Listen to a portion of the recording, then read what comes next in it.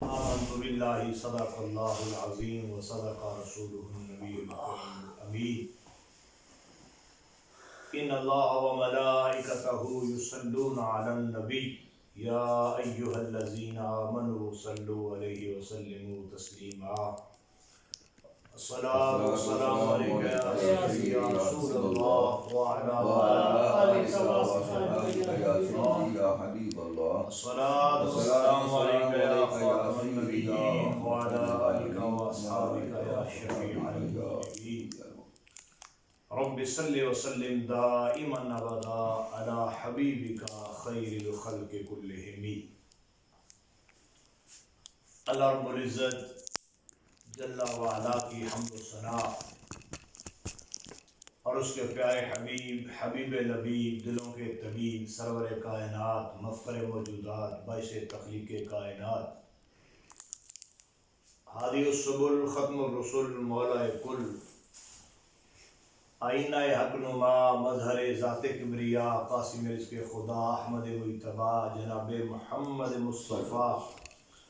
علیہ تحیت و ثنا کے دربار گہربار میں ہدیہ درود و سلام عرض کرنے کے بعد، نہایت ہی معزز و محتشم مقتدر سامعین و ناظرین، السلام علیکم ورحمۃ اللہ وبرکاتہ۔ وعلیکم السلام۔ بحمد اللہ تعالی ہم اپنے اس بابرکت روزانہ کے پروگرام کے، جو کہ فہم دین کورس کے نام سے موسوم ہے، اس کے 7ویں روز میں موجود ہیں۔ دعا ہے اللہ رب العزت جل شانہ ہم سب کو قرآن و سنت کا فہم نصیب فرمائے اور اس کے ابلاغ و تبلیغ کی اللہ رب العزت ہمیں توفیق عطا فرمائے۔ گرامی قدر سامعین و ناظرین، جب اہل محبت، اہل عشق کو اس طرف متوجہ کیا جاتا ہے کہ دنیا کے اندر، امت کے اندر تقسیم کے انداز میں بہت سارے فرقے موجود ہیں، انہی میں سے اللہ رب العزت اور اللہ کے پاک حبیب صلی اللہ علیہ وسلم نے ایک کو حق فرمایا ہے اور اسی کے جنتی ہونے کی سند عطا فرمائی ہے۔ تو سادہ لوگ اس بات کی طرف نظر سوال اٹھاتے ہوئے نظر آتے ہیں کہ آخر اسی پر ہی قائم رہنا کیوں ضروری ہے؟ بہت سارے دیگر مذاہب موجود ہیں، ان کے نظریات موجود ہیں، ان کو بیان کرنے والے موجود ہیں، کتابوں کے اندر ان کا ذکر موجود ہے، حدیث رسول علیہ السلام کے اندر خود تقسیم کا ذکر موجود ہے، تو پھر اسی ایک ہی طرف ہمیں کیوں مجبور کیا جاتا ہے اور باقی دیگر فرقوں کی طرف ہمیں جانے کی اجازت کیوں نہیں ہے؟ تو آج کے ہم اپنے اس مختصر سے سبق کے اندر اس چیز کی طرف اپنی مزید رہنمائی حاصل کریں گے کہ اگر ہم مسلک حق اہل سنت و جماعت سے ذرہ بھر بھی ادھر ادھر جاتے ہیں، افراط و تفرید کا شکار ہوتے ہیں، نعوذ باللہ، اللہ ہمیشہ اپنی پناہ میں رکھے، تو پھر خطرات ہی خطرات ہیں، ہلاکتیں ہی ہلاکتیں ہیں، مصیبتیں ہی مصیبتیں ہیں۔ عافیت اسی کے اندر ہے کہ بندہ اہل سنت و جماعت ہو کر رہے اور اسی عقیدے پر قائم رہے۔ اگر بندہ نعوذ باللہ کسی دوسرے کی طرف للچائی نظروں سے دیکھے یا کسی کی ظاہری چمک دمک دیکھ کر بندہ اس کا فرشتہ ہو نعوذ باللہ، تو یہ دنیا 4 دن کی چاندنی ہے، 4 دن کا میلہ ہے، رونق ہے، تو یہاں بھی بندہ رسوا ہو جاتا ہے اور آخرت میں تو پھر بطریق آسن جو ہے وہ اس کو ذلیل و رسوا کیا جائے گا، بطریق اولا ذلیل و رسوا ہوگا۔ تو اس لیے انسان کو ہمیشہ کوشش کرنی چاہیے، یعنی جیسے ہم کہتے ہیں کہ سنی ہو تو شان والا ہے، سنی ہو تو مقام والا ہے، سنی ہو تو ادب والا ہے، سنی ہو تو عشق والا ہے، سنی ہو تو نجات والا ہے، سنی ہو تو کامیاب ہے۔ تو کچھ لوگ اس ٹائٹل سے بڑے پریشان ہوتے ہوئے اور الجھتے ہوئے نظر آتے ہیں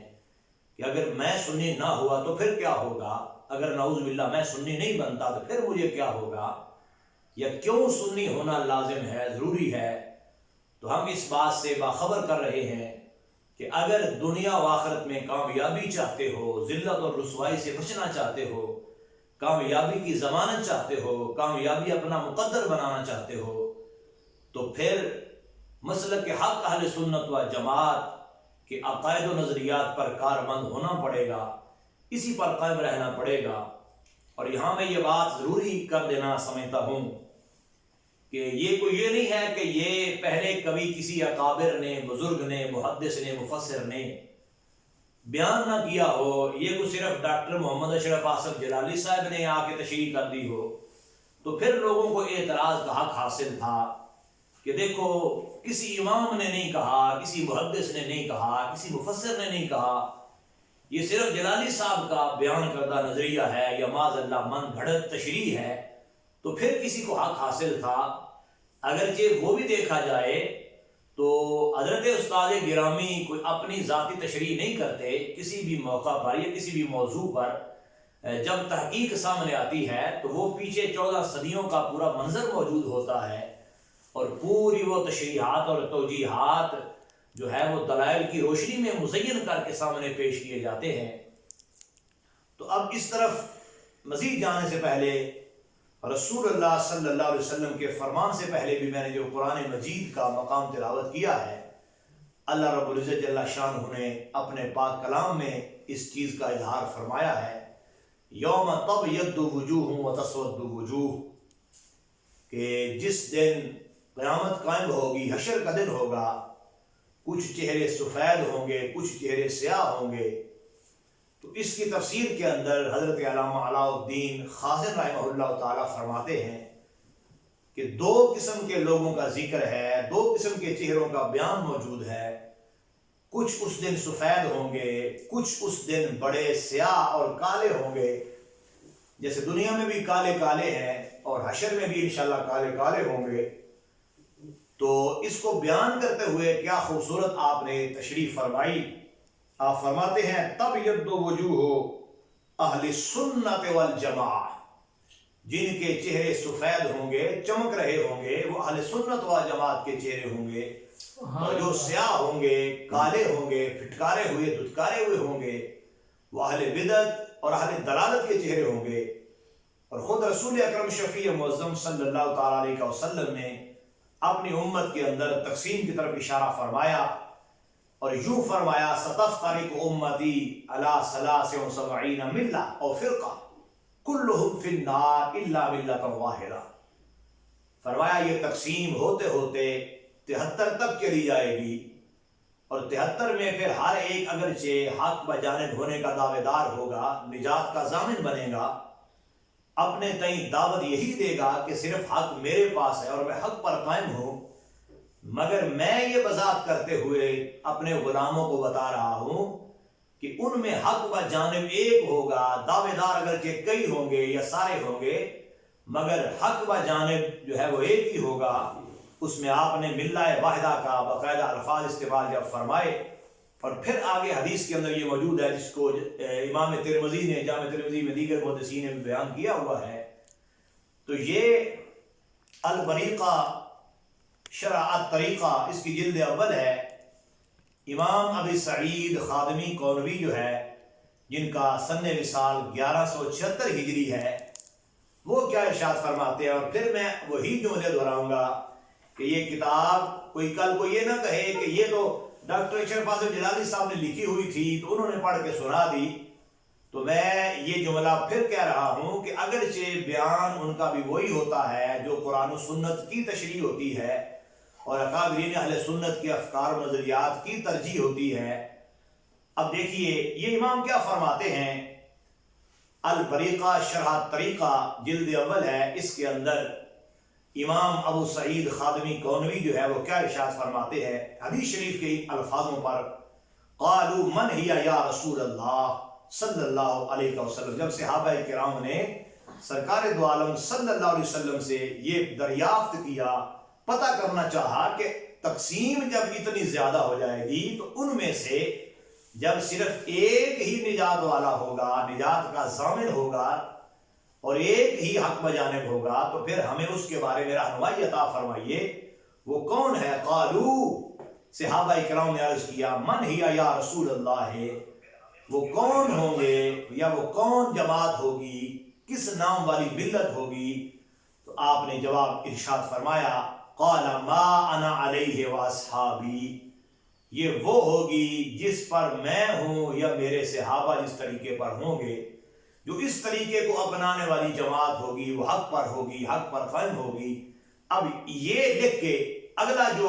عبارت کا حصہ ہے وہ بہت اہم اور ضروری ہے۔ امام کیا فرماتے ہیں کہ جس کے بارے میں سرکار نے فرمایا ما انا علیہ واصحابی، اور جو آج کا ہمارا سبق ہے کہ سنی ہونا کیوں ضروری ہے، اس لیے کہ صدیوں سے ائمہ یہ تشریح کرتے آئے، یہ بیان کرتے آئے کہ جس کو حق والی کہا گیا ہے وہ کوئی اور نہیں، اسے اہل سنت و جماعت کہتے ہیں۔ اس کا سادے انداز میں ہم کہتے ہیں سنی ہونا۔ اگرچہ آج یہ بھی ایک مسئلہ ہے کہ بیان کرنا پڑتا ہے کہ کون سنی ہے اور کون سنیت کے دائرے سے نکل چکا ہے، مگر اجماع کے اعتبار سے اور جمہور کے اعتبار سے اور جو اکابرین کی تشریحات ہیں اس کے اعتبار سے یہ موجود ہے۔ امام فرماتے ہیں وَهِيَ أَهْلُ السُّنَّةِ وَالْجَمَاعَةِ مِنَ الْمَاتُرِیدیہ وَالْأَشَاعِرَہ، فرمایا جس کو نجات کا ضامن اور وارث فرمایا جائے گا یا فرمایا جا رہا ہے، جس کو نجات والا زمانے کے اندر تسلیم کیا جائے گا، ان کو اہل سنت و جماعت کہا جاتا ہے۔ ان کا ٹائٹل یہ ہے، ان کا نام یہ ہے، ان کی پہچان یہ ہے، انہیں اہل سنت و جماعت کہا جاتا ہے۔ اور آگے چل کے مزید امام فرماتے ہیں کہ پھر فَإِنْ قِيلَ كُلُّ فِرْقَةٍ تُدْعَىٰ أَنَّهَا أَهْلُ السُّنَّةِ وَالْجَمَاعَةِ، کہ ہر فرقہ یہ دعویٰ کرتا ہے کہ وہ سنی ہے۔ جیسے کہ کچھ لوگ پہلے اس چیز کے منکر تھے، انکاری تھے، پھر جب دیکھا کہ ہدایت والے تو اہل سنت ہیں، احادیث میں ذکر ہے، ائمہ نے ذکر کیا ہے، تو پھر وہ کہنا شروع ہو گئے کہ ہم بھی سنی ہیں، ویسے ہم عرف میں اہل حدیث ہیں، حقیقت میں ہم اہل سنت ہیں۔ اور کچھ اہل السنت والجماعت کے الفاظ سے اس چادر کے نیچے آنا چاہ رہے تھے، اگرچہ وہ بھی اس عقیدے سے دور تھے، دھتکارے ہوئے پھٹکارے ہوئے تھے، مگر انہوں نے بھی ضروری سمجھا کہ نجات اسی میں ہے، تو وہ بھی اسی چادر کے نیچے آنا چاہ رہے تھے اور آ رہے ہیں۔ تو انہیں بھی یہ بات واضح ہو جائے کہ اہل سنت و جماعت وہ ہیں جن کو ما انا علیہ واصحابی کا ٹائٹل نصیب ہے۔ تو امام باقاعدہ سوال قائم کر کے اس چیز کی رہنمائی فرماتے ہیں کہ یہ تو ہر فرقہ کہتا ہے کہ میں حق پر ہوں، میں حق والا ہوں، حق میرے پاس ہے، تو پھر کیا بنے گا؟ آپ فرماتے ہیں قُلْنَا ذَلِكَ لَا يَكُونُ بِالدَّعْوَىٰ، کہ یہ بات صرف دعوے کے ساتھ نہیں مانی جائے گی کہ ہر کوئی دعویٰ کر ڈالے کہ حق میرے پاس ہے، حق والا میں ہوں، حق میرے پاس ہے، حق پر قائم میں ہوں۔ کہا نہیں، دیکھا جائے گا کہ اس کا دعویٰ اور دلیل آپس میں ایک ہیں کہ نہیں۔ جب وہ دعویٰ کرے گا تو ہم اس کے دعوے اور دلیل میں تطبیق کریں گے، مطابقت کریں گے، دیکھیں گے کہ اس کا دعویٰ دلیل کے مطابق ہے بھی کہ نہیں، کیا سنی ہونے کا صرف دعوی ہے یا سنی ہے بھی، کیا اہل سنت و جماعت کے موقع پر قائم ہے بھی یا صرف زبان کی حد تک ہے۔ اور یہاں میں یہ بھی بات کرنا ضروری سمجھتا ہوں، آج جب یہ بات کرتے ہیں تو کچھ لوگ کہتے ہیں پتہ نہیں جلالی صاحب کو ہو کیا گیا ہے، یہ کسی کو اہل سنت سے نکال رہے ہیں، کسی کو ادھر نکال دیا ہے، کسی کو ادھر نکال دیا ہے، کسی کو داخل کر رہے ہیں، انہوں نے داخلے خارجے کا رجسٹر رکھا ہوا ہے، یہ سو و شام نکال رہے ہیں۔ تو میں نے کہا وہ بعد میں فرماتے ہیں جو فرماتے ہیں، امام فرما رہے ہیں کہ ہم ہر کسی کے دعوے پر یقین نہیں کریں گے، دعویٰ کرنے والا تو کرتا رہے گا، لا یکون بالدعویٰ بل بتطبیق القول والفعل، فرمایا ہم اس کے قول اور فعل کی تطبیق کر لیں گے، مطابقت کریں گے، موافقت کریں گے، آپس میں ملا جلا کے دیکھیں گے، ایک کو دوسرے کے ساتھ میچ کریں گے۔ جس طرح ہر شعبے والا جب دو چیزوں کو آپس میں ملانا چاہتا ہے، جوڑنا چاہتا ہے، ان کا لیول دیکھتا ہے، ان کا آپس میں لمبائی اور چوڑائی کا حساب دیکھتا ہے، سارے معاملات دیکھتا ہے، تو ایسے ہی صرف دعوے پر یقین نہیں ہوگا، فرمایا صرف دعویٰ اس کا معتبر نہیں ہوگا، بل میں تطبیق القول والفعل، بلکہ قول اور فعل کے درمیان تطبیق کر لی جائے گی، دیکھ لیا جائے گا کہ کس کا دعویٰ صرف دعویٰ ہے اور کس کی دلیل بھی اس کے دعوے کے مطابق ہے۔ اس لیے یہ چیز ذہن میں رہے کہ وہ فرماتے ہیں جس کو نجات کا وارث قرار دیا گیا ہے وہی اہل السنت والجماعہ، اس کو اہل سنت و جماعت ہی کہا جاتا ہے۔ اس کے بعد دوسرے نمبر پر بہت بڑے جلیل القدر امام ہیں علی بن محمد، آپ نے بھی اسی طرف ہی جو ہے رہنمائی اور اشارہ فرمایا ہے۔ تو چونکہ ائمہ جو ہے وہ بڑے عادل ہوتے ہیں، جو صحیح معنوں کے اندر امام ہوتے ہیں، امام ہمیشہ عادل ہوتا ہے، امام نہ ظلم کرتا ہے نہ ظلم کے ساتھ کھڑا ہوتا ہے، نہ زیادتی کرتا ہے نہ زیادتی کے ساتھ کھڑا ہوتا ہے، امام ہمیشہ حق پر جانب ہوتا ہے۔ اب انہوں نے بھی بیان کرتے ہوئے اپنے مختلف کلمات کو، اب یہ کتاب جو ہے شرح عقیدہ طحاوی ہے، اس کے اندر بھی انہوں نے اسی طرف رہنمائی کی ہے۔ آپ بیان کر رہے تھے مختلف فرقوں کا، کرتے کرتے یہاں تک بات آ گئی کہ پھر کیا کیا فرقے ہیں، کون کون سے ہیں۔ تو آپ نے جبریہ کا نام لیا، قدریہ کا نام لیا، معتزلہ کا نام لیا، جہمیہ کا نام لیا، بیان کرتے کرتے ان کا ذکر کہ یہ بھی ہیں، ان کی یہ سوچ ہے، ان کی یہ سوچ ہے، ان کی یہ فکر ہے، ان کی یہ فکر ہے، بیان کرتے کرتے آپ نے شروع میں اصل یہ اس چیز کا اظہار کیا، فرماتے ہیں کہ ہم بری ہیں، بیزار ہیں ان فرقوں سے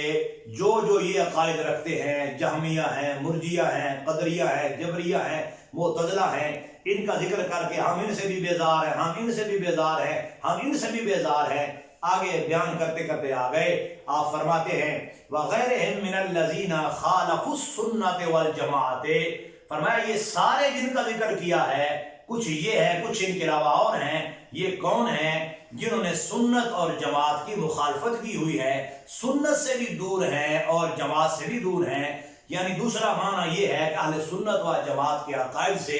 یہ پھرے ہوئے ہیں، نظریات سے پھرے ہوئے ہیں۔ اور آگے فرمانے لگے وَحَالَفُوا الضَّلَالَةَ، انہوں نے گمراہی کی قسم اٹھائی ہوئی ہے، گمراہی کا حلف اٹھایا ہوا ہے۔ تو فرمانے لگے وَنَحْنُ مِنْهُمْ بَرَاءُ، اور ایک روایت میں فرمایا بُرَاءُ، ہم ان سے بری ہیں، ہم ان سے بیزار ہیں، ان ساروں سے ہم دور ہیں، ان کے ساتھ ہمارا جو ہے وہ کوئی تعلق نہیں ہے۔ اور اس سے جو پہلے میں نے حدیث شریف جو ہے وہ بیان کی، تو اس کی توجیہ کے اعتبار سے بھی انہوں نے بھی اپنے انداز میں کلام فرمایا ہوا ہے۔ ایک نظر ذرا ادھر بھی ہو جائے، اس کے اندر بھی وہی حدیث شریف بیان کر کے آگے کہا ما انا علی و اصحابی جو ہے اس کو بیان کرتے ہوئے آگے کیا کہنے لگے، فرماتے ہیں فبینا صلی اللہ علیہ وسلم ان عامۃ المختلفین ہالکون من الجانبین، فرمایا کہ اس بات سے یہ بات واضح ہو گئی کہ اختلاف کرنے والے جو عمومی لوگ ہوں گے وہ ہلاکت والے ہوں گے، الا اہل السنت والجماعہ، مگر جو ہلاکت سے بچنے والے ہوں گے، ہلاکت سے بچے ہوئے ہوں گے، انہیں اہل سنت و جماعت ہی کہا جاتا ہے۔ باقی تو ہر اعتبار سے خطرات میں گرے ہوئے اور لٹکے ہوئے ہوں گے، مگر جن کو اللہ تبارک و تعالیٰ بچنے کی توفیق رفیق عطا فرمائے گا انہیں اہل سنت و جماعت کہا جاتا ہے۔ تو اس لیے ایک بار پھر ناظرین اور سامعین کو اس طرف متوجہ کرنا چاہوں گا کہ اس لیے سنی ہونا ضروری ہے کہ جب آپ نہیں ہوتے، نعوذ باللہ کسی اور طرف جا کے کھڑے ہوتے ہیں، تو پھر خطرات ہی خطرات ہیں، مصیبتیں ہی مصیبتیں ہیں، اور ظلمات بعضها فوق بعض والا معاملہ ہوگا، اندھیرے پر اندھیرا ہوگا اور گمراہی پر گمراہی ہوگی۔ اور مزید اس بات کو میں آگے لے جاتے ہوئے اس طرف رہنمائی کر دوں، ہمارے اکابرین اسی طرف ہی رہنمائی کرتے دنیا سے چلے گئے اور یہی چیز جو ہے وہ سمجھاتے رہے، بتاتے رہے، یہاں تک کہ مجدد صاحب رحمۃ اللہ علیہ نے اپنے مکتوبات شریف کے اندر بھی اس چیز کی رہنمائی فرمائی ہے۔ آپ کیا فرماتے ہیں؟ وہی بات آپ نے ارشاد فرمائی ہے۔ آپ فرماتے ہیں کہ یہ جو فرقے ہیں بنے ہوئے امت میں بنیں گے، تقسیم ہو جائے گی سرکار کے فرمان کے مطابق، تو فرمانے لگے ہر فرقہ از ہفتاد و سے گروہ مدعی اتباع شریعت و جازم نجات خود، اور ان 73 میں سے ہر کوئی شریعت والا ہونے کا یا شریعت کا متبع ہونے کا دعوے دار تو ہوگا اور اپنی نجات کا یقین کرنے والا ہوگا، مگر ہم کس پر یقین کریں گے؟ تو فرمانے لگے اما دلیلے کہ پیغمبر صادق علیہ من الصلوات افضلها ومن التسلیمات اکملها، فرمایا ہم یہ لوگوں کے کہنے پر یقین بعد میں کریں گے کہ کون کیا کہتا ہے اور کس طرف کہتا ہے اور کیا دلیل ہے، کیا دعویٰ ہے، ہم سرکار کی طرف سے جو دلیل ہے اس کو لے لیتے ہیں۔ سرکار نے کیا فرمایا ہوا ہے؟ فرماتے ہیں برتمیز فرقہ واحدہ ناجیہ، سرکار نے ان متعدد میں سے ایک کو ناجیہ کہا ہے۔ ناجیہ کا مطلب ہے نجات والا، کامیاب۔ تو سرکار نے ہر ایک کو ناجی نہیں فرمایا، ان میں سے ایک کو ناجیہ کہا ہے۔ تو جب ایک کو ناجیہ فرمایا ہوا ہے تو آگے بیان فرماتے ہیں ازاں فرق متعددہ فرموداست است الذین هم علی ما انا علیہ واصحابی، یعنی فرقہ واحدہ ناجیہ۔ تو کہتے ہیں ان میں سے ایک ہی فرقہ ہے جو نجات والا، یہ خود سرکار فرما گئے ہیں، اور وہ کون ہے؟ فَإِشَانَانِ کے بر طریق اند کے من بر آن طریقوں واصحاب من بر آن طریق اند، فرمایا یہ وہ ہوں گے جس طریقے پر میں ہوں اور میرے صحابہ اس پر جو ہے وہ موجود ہیں۔ تو مجدد پاک نے بھی اسی طرح رہنمائی فرمائی ہے اس حدیث کے مطابق۔ تو اس لیے ہم کہتے ہیں کہ اگر اسی پر کار بند ہیں تو کامیابی ہے، اور اگر دائیں بائیں جانتے ہیں تو پھر خطرات اور مصیبتیں اور مشقتیں ہیں۔ اور پھر اس دوسری جلد کے اندر بھی اس چیز کا اظہار جو ہے وہ فرمایا گیا ہے۔ کیا کس طرح رہنمائی فرمائی ہے؟ وہ مشہور قول حضرت خواجہ عبید اللہ حرار قدس سر العزیز کا جو مجدد پاک بیان فرماتے ہیں کہ حضرت خواجہ عبید اللہ حرار کیا فرماتے تھے کہ آپ فرماتے تھے اگر احوال و مواجید راب ما بدہن و حقیقت مارا با اعتقاد اہل سنت و جماعت نہ نوازن، فرمایا کوئی میری بے شمار شانیں بیان کرے، مجھے محدث کہے، مفسر کہے، مجتہد کہے، فقیہ کہے، ولی کہے، صوفی کہے، قاری کہے، حافظ کہے، علامہ کہے، میری بہت ساری شانیں بیان کرے،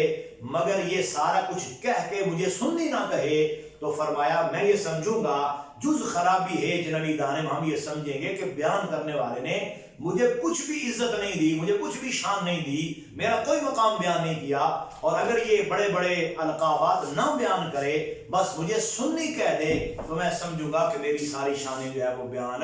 ہو گئی ہیں۔ اگر اعتقاد اہل سنت و جماعت را بدہند و از احوال ہیج نہ دہند غم نہ دارم، فرمایا اہل سنت و جماعت مان لے، سنی مان لے، ولی نہ مانے، صوفی نہ مانے، غوث نہ مانے، بہت بڑا علامہ نہ مانے، محدث نہ مانے، بہت بڑا متقی نہ مانے، یہ میری کوئی بھی شان نہ مانے، لیکن اتنی مانے کہ ہے سنی، تو فرمایا مجھے کوئی پریشانی نہیں ہے، مجھے کوئی غم نہیں ہے۔ تو اس لیے ناظرین و سامعین کرام اس طرف متوجہ رہیں کہ اگر بندہ مسلک حق اہل سنت و جماعت پر کاربند ہے، قائم ہے، ڈٹا ہوا ہے، مستقیم ہے، تو اس کے لیے سعادتیں ہی سعادتیں ہیں، اس کے لیے برکتیں ہی برکتیں ہیں، اس کے لیے رحمتیں ہی رحمتیں ہیں، اس کے لیے نجات ہی نجات ہے۔ اس لیے ادھر ادھر جھانکنے کی ضرورت نہیں، ادھر ادھر للچائی نظروں سے جانے اور دیکھنے کی ضرورت نہیں، سنی کے لیے کسی چیز کی کوئی کمی نہیں ہے۔ اب دیکھیں اتنی بڑی ہستی حضرت خواجہ عبید اللہ حرار قدس سر العزیز نے جس ٹائٹل کو پسند کیا وہ کیا ہے کہ مجھے سنی ہونا پسند ہے، سنی رہنا مجھے پسند ہے، سنی پکارا جانا مجھے پسند ہے۔ اس لیے لمحہ فکر ان لوگوں کے لیے جو آج اس ٹائٹل سے پریشان ہوتے ہیں، خواہ ان کا آستانہ کوئی ہو، ان کی پہچان کوئی ہو، ان کا مشرب کوئی ہو، مگر انہیں اس چیز سے جو پریشانی لائق ہوتی ہے، کوئی کہتا ہمیں بریلوی نہ کہا جائے، کوئی کہتا ہمیں سنی نہ کہا جائے، بس مسلمان کہا جائے، تو یہ ٹائٹل ایسا ٹائٹل ہے جو بڑا بابرکت ٹائٹل ہے، جس کو ہر صدی میں برکت والا کہا گیا۔ اس امت کی صدیوں میں سے ہر صدی میں جس کو برکت والا کہا گیا وہ ٹائٹل سنی ہونا ہے۔ اس لیے اس پر اگر قائم رہیں گے تو پھر برکتیں ہیں، اگر ادھر ادھر جو ہے وہ جائیں گے تو پھر خطرات کا سامنا ہوگا۔ اپنی بات کو اختصار کے ساتھ مکمل کرتے ہوئے صاحب بہار شریعت کے جملوں کو بھی آج کے موضوع کا حصہ بنانا چاہتا ہوں۔ آپ فرماتے ہیں حدیث میں ہے ستفترق امتی 73 فرقۃ کلہم فی النار الا واحدہ، یہ امت 73 فرقے ہو جائے گی، ایک فرقہ جنتی ہوگا، باقی سب جہنمی۔ صحابہ نے عرض کی من ہم یا رسول اللہ، وہ ناجی فرقہ کون ہے یا رسول اللہ صلی اللہ علیہ وسلم؟ فرمایا ما انا علیہ واصحابی، وہ جس پر میں اور میرے صحابہ ہیں، یعنی سنت کے پیرو۔ دوسری روایت میں فرمایا ہم الجماعہ، وہ جماعت ہے یعنی مسلمانوں کا بڑا گروہ ہے، جسے سواد اعظم فرمایا اور فرمایا جو اس سے الگ ہوا جہنم میں الگ ہوا۔ آگے جو آج کے موضوع کا حصہ ہے بالخصوص جس کو ہم محل استشہاد کہتے ہیں، تو فرمانے لگے اسی وجہ سے اس ناجی فرقہ کا نام اہل سنت و جماعت ہوا۔ ان گمراہ فرقوں میں سے بہت سے پیدا ہو کر ختم ہو گئے، بعد ہندوستان میں نہیں۔ تو فرمانے لگے جس کو ناجی نجات والا یا کامیاب کہتے ہیں وہ کون ہے؟ اہل سنت و جماعت۔ اور آخر میں چونکہ سیدی اعلیٰ حضرت مجدد دین و ملت امام احمد رضا خان فاضل بریلوی رحمہ اللہ تعالی جب تک آپ کے بابرکت جملے شامل نہ ہوں تو پھر کسی سنی کا موضوع تکمیل تک پہنچے کیسے؟ اور پھر جب تک میں کہوں کہ اعلیٰ حضرت رحمۃ اللہ علیہ کا ڈنڈا برسے نہیں تو لوگوں کو پھر ہدایت کی طرف رہنمائی کیسے ملے، یا جو بھٹکے ہوئے ہیں ان کو پھر شرم اور غیرت کیسے آئے؟ اعلیٰ حضرت رحمۃ اللہ علیہ نے بھی بڑے پیارے جملے اسی موضوع کی مطابقت سے آپ نے عطا فرمائے ہیں۔ آپ اس طرف رہنمائی فرماتے ہوئے ان پیارے جملوں سے ہماری رہنمائی فرماتے ہیں۔ فتاوی رضویہ شریف کی جلد نمبر جو 11 ہے اس کے اندر آپ ارشاد فرماتے ہیں، سنیوں اگر سنی ہو، یعنی اعلیٰ رحمۃ اللہ کیا فرماتے ہیں؟ کیونکہ آج کا جو ہمارا ٹاپک ہے، موضوع ہے، وہ یہ ہے سنی ہونا کیوں ضروری ہے۔ تو اعلیٰ حضرت رحمۃ اللہ علیہ کیا فرماتے ہیں؟ سنیوں 2 بار فرما کے، اگر سنی ہو تو باگوش سنو، فرمایا کان لگا کے سنو۔ چونکہ پیچھے مسئلہ چل رہا تھا کسی بد عقیدہ بد مذہب سے نکاح کے بارے میں، تو کئی دلائل سے آپ وہ واضح کرتے آ رہے تھے، جائز نہیں ہے، منع ہے، ممنوع ہے، نہیں ایسا کرنا چاہیے، حرام ہے۔ تو فرمانے لگے سنیوں اگر سنی ہو تو باگوش سنو، کان کھول کے سنو، پوری توجہ سے سنو۔ کیا فرماتے ہیں؟ ہمارے لیے بری مثل نہیں ہے جو عورت کسی بد مذہب کی جورو بنی، مطلب جو کسی کے نکاح میں آ گئی، ہمارے ہاں اس سے بڑھ کے بدبخت عورت کوئی نہیں، اس سے بری عورت کوئی نہیں جو کسی بد عقیدہ کے نکاح میں آ گئی۔ اور آگے فرماتے ہیں وہ ایسی ہی ہے جیسے کسی کتے کے تصرف میں آئی، کسی بد عقیدہ کے نکاح میں آنے والی کا حال یہی ہے۔ یہ بیان فرماتے آگے سید اعلیٰ حضرت رحمۃ اللہ علیہ نے مزید رہنمائی فرمائی اور آپ ان جملوں سے ارشاد فرماتے ہیں، مگر پیارے سنیو تم نے یہ کیوں کر باور کر لیا کہ بعض وہابی اہل سنت ہیں، یعنی تمہیں یہ کیوں مغالطہ لگ گیا ہے کہ وہ بھی سنی ہی ہے، تمہیں فرق کرنا پڑے گا۔ فرمایا عزیزو کیا یہ اس کے کہنے سے کچھ زیادہ عجیب تر ہے کہ فلاں دن رات ہے یا فلاں نصرانی مومن ہے؟ تو فرمایا کہ ان کا کیا کہنا یا ان کا کیا حال ہے یا ان کی بات کا کیا تعجب کرنا ہے اور یقین کرنا ہے۔ مطلب کیا ہے پنجابی کا؟ پنجابیوں کہتے ہیں اودی کی گل کرنی ہے، اس لکو لا کے موٹے دھری ہوئی۔ اعلیٰ رحمۃ اللہ فرماتے ہیں اس کی بات کیا کرنی ہے، اس سے کیا تعجب ہے کہ وہ غلط کو صحیح کہہ ڈالیں، پر وہ تو ان سے بڑی بڑی باتیں بھی کہہ جاتے ہیں۔ تو فرمایا اب یہ جملہ بھی آپ کے ہمارے آج کے جو موضوع کا حصہ ہے اس پر بڑا پوری طرح فٹ آتا ہے۔ آپ فرماتے ہیں جب سنیت وہابیت سے صاف مباین ہے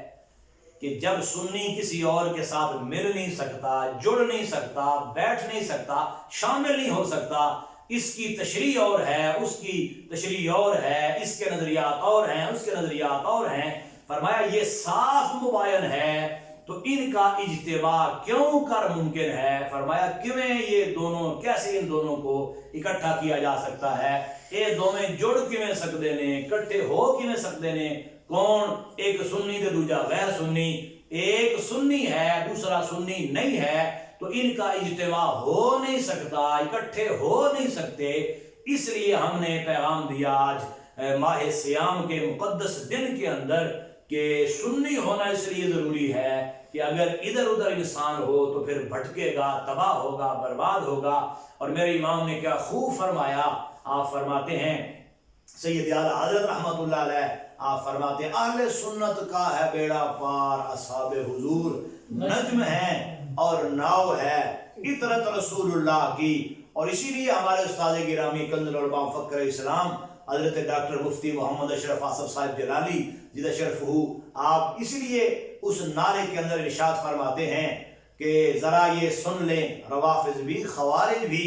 میں سنی ہوں، سنی ہی رہوں گا آخری دم تک۔ تو یہ چیز ہے کہ اس ٹائٹل پر بحمدللہ ہمیں تو فخر ہے، ہم اس کو کامیابی کی سند سمجھتے ہیں، ہمیں اس پر بڑا فخر ہے اور بڑا ناز ہے کہ اللہ نے ہمیں سنی ماؤں کی گودیں عطا فرمائیں، اللہ نے ہمیں سنیوں میں پیدا فرمایا۔ رمضان کے بابرکت لمحات میں اللہ کے حضور دعا گو ہیں، اللہ ہمیں سنی رکھے، سنی نظریات پہ کاربند رکھے، سنی عقیدے پر قائم رکھے۔ بڑے بڑے بھٹکتے دیکھ لیے، بڑے بڑے برج جو ہے الٹتے دیکھ لیے،